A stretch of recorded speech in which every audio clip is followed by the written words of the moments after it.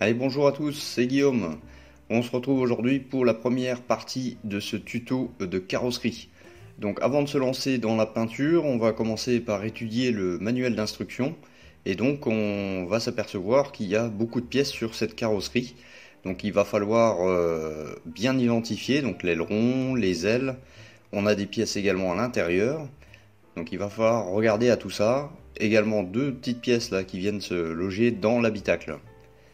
Donc c'est des entrées d'air, je suppose, hein. Donc on va commencer par dégrapper la carrosserie en elle-même. Donc elle est tenue par différentes attaches. Et donc il va falloir faire le ménage sur tout ça. Donc on vient dégrapper au plus près. Et puis après on viendra peaufiner la coupe. Donc vous voyez, il y en a un petit peu partout et j'en avais même oublié sur le bouclier avant que vous ne verrez pas en vidéo.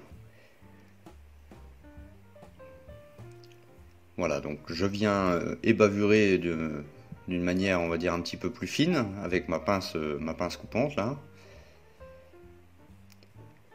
Et donc après, bien sûr, on va peaufiner la coupe avec un petit coup de X-Alto et un petit coup de ponçage pour que l'endroit des grappes soit le plus lisse possible en fin de compte pour que ça ne se voit pas. Mais il ne faut pas trop insister non plus car il ne faut pas trop éliminer de la matière, hein, sinon vous risquez d'avoir des jours au niveau des jonctions. Donc on continue le dégrappage avec le pare-choc arrière. Et donc là vous allez voir que le pare-choc arrière, les ergots de grappe, ils sont situés à un endroit pas excellent, on va dire. Donc les bouts d'ailes qui ne sont pas moulés d'origine. Donc on va essayer de grouper les pièces comme ça, les rétroviseurs. Donc je vais les séparer pour éviter de me tromper dans les sens. Et donc ça, c'est les deux petites pièces que vous avez vues dans la notice qui vont se situer à l'intérieur.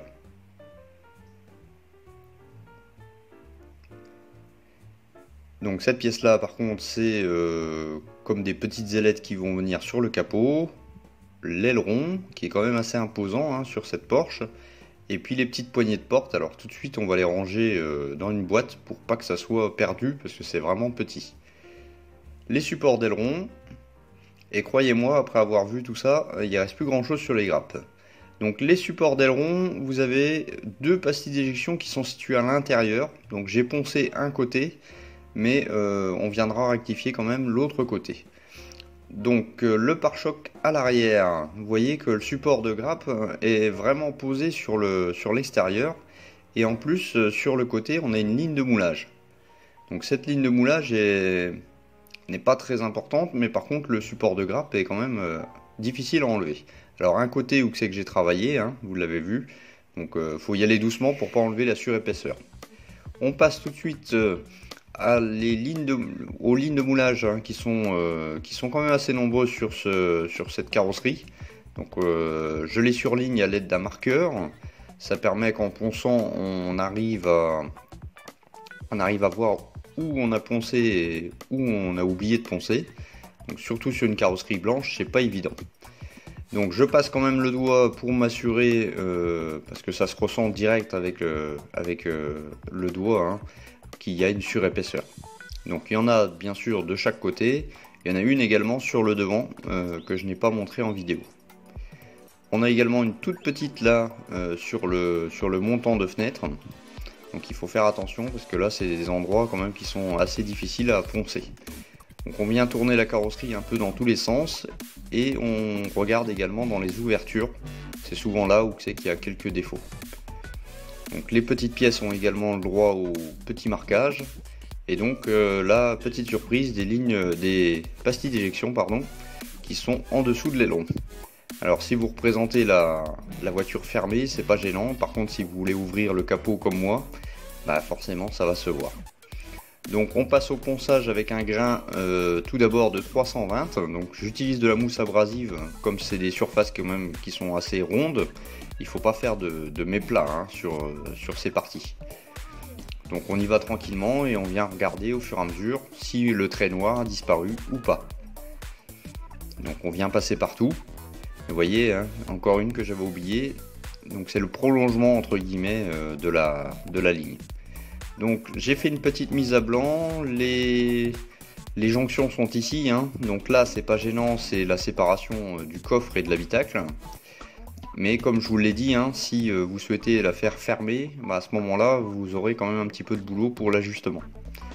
Donc je viens mettre en place le bouclier arrière. Et donc là c'est pareil, soit on aligne les côtés, soit on aligne le dessous. Et donc moi j'ai préféré en fait aligner d'abord les côtés et ensuite faire le reste au mastic. Donc je passe ma carrosserie maintenant au grain 600 pour effacer les rayures du grain 320. Et à la suite du 600, je viendrai également faire le grain 1000. Donc je vais m'arrêter au 1000, c'est simplement pour qu'il n'y a plus de traces de rayures dues au premier ponçage. Donc maintenant je vais venir coller les éléments de la carrosserie, donc les morceaux d'aile. Alors au début j'avais un grand jour et puis finalement avec la colle ça fait bien raccord. Alors à savoir qu'il ne faut pas mastiquer cette partie tout simplement parce que la jonction est visible sur le vrai modèle. Donc simplement un petit coup de colle de chaque côté, on vient presser ça un petit moment et voilà. Donc ça c'est les petites ailettes et je vous montre en fin de compte qu'ils sont à peindre et il y a des décals à mettre en plus. Donc si on vient les coller dans la prise d'air sur le capot, on va être ennuyé. Donc je ne préfère pas les coller de suite. Donc voilà, donc là je suis en train de mettre en place le bouclier à l'arrière. Et donc comme je vous l'ai dit, je commence par les côtés pour avoir une jonction parfaite. Ensuite, le dessous, lui n'aura pas la jonction nickel, mais c'est pas grave, comme c'est le dessous, bon c'est pas gênant, on va quand même travailler dessus. Donc j'appuie bien pour que la jonction soit faite. Je viens coller les rétroviseurs également. Donc j'utilise une nouvelle colle, la Tamiya extra fine mais au goût orange. C'est la même que la classique, hein, sauf qu'elle sent bon. Elle vient bien s'infiltrer par capillarité. Alors je regarde un petit coup mon schéma de peinture et de décal pour voir si je peux assembler l'aileron. Et finalement je peux l'assembler. C'est la même couleur. Mais je vais pas l'assembler tout de suite. Là je fais juste une pose à blanc. Pourquoi? Parce qu'il y a les pastilles d'éjection à venir traiter. Donc après la colle, bien entendu, il y a toujours des petits bourrelets par-ci par-là. Donc là encore, un petit travail de ponçage. Je viens également coller les parties à l'intérieur. Donc je pense que c'est des prises d'air, hein, tout simplement. Et donc là, je sors le mastic, donc le Tamiya Putty blanc. Alors vous m'excuserez, hein, c'est trop blanc. Et donc je viens reboucher mes pastilles d'éjection. Étant donné que le capot va être ouvert, j'ai peut-être une chance de voir ces pastilles d'éjection. Alors cette petite pièce là, elle va venir à l'intérieur de l'habitacle, mais par sécurité, je fais également le mastic. Donc la partie la plus importante au niveau mastic, c'est la liaison entre le haillon et le bouclier. Donc là on a un petit jour d'1 millimètre. Alors certains peuvent le laisser comme ça, moi j'ai décidé de le traiter. Également sur les petits raccords là, besoin d'un petit coup de mastic. Donc après 24 heures de séchage, je viens poncer. Et forcément avec le mastic posé et la colle, on a soudé les pièces entre elles. Et donc du coup il va falloir regraver certaines lignes de structure, dont les lignes de portière. Donc malheureusement je n'ai pas l'outil de regravage proposé par Tamiya, parce qu'il coûte quand même assez cher. Donc je fais ça avec le X-Alto, hein, tranquillement. Je poursuis la ligne entre guillemets, je n'appuie pas, je fais plusieurs passages pour essayer de regraver cette ligne. Donc on passe au moment délicat, la mise en collage de ces poignées de porte qui sont extrêmement fines.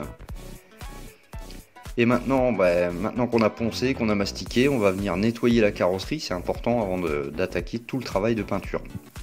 Donc un gros lavage de toutes les pièces, et donc ils seront rincés à l'eau, et donc après ils seront séchés avec l'aérographe.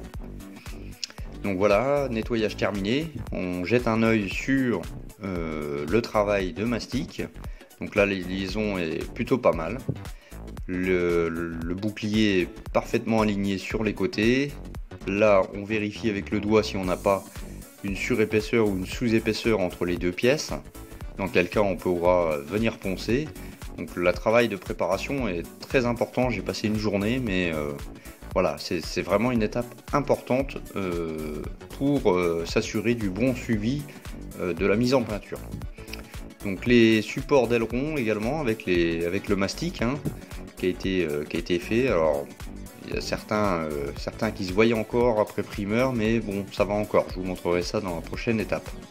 Donc ensuite, on vient mettre tous ces éléments sur les supports, car après on ne doit plus toucher avec les mains toutes ces pièces.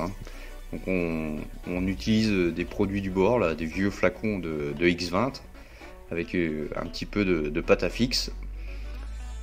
Donc l'aileron sera mis en primeur en séparé, c'est-à-dire d'abord un côté de primeur plus après. On changera le sens après séchage, bien entendu. Donc des petites pinces crocodile pour les petites pièces. Et puis voilà, donc c'est vraiment une étape importante cette préparation, il ne faut pas la négliger, il faut prendre son temps, bien aligner, regarder, faites des mises à blanc, et puis voilà. Donc c'est tout pour cette vidéo, merci de l'avoir regardé, on se dit à la prochaine, ciao, bye bye.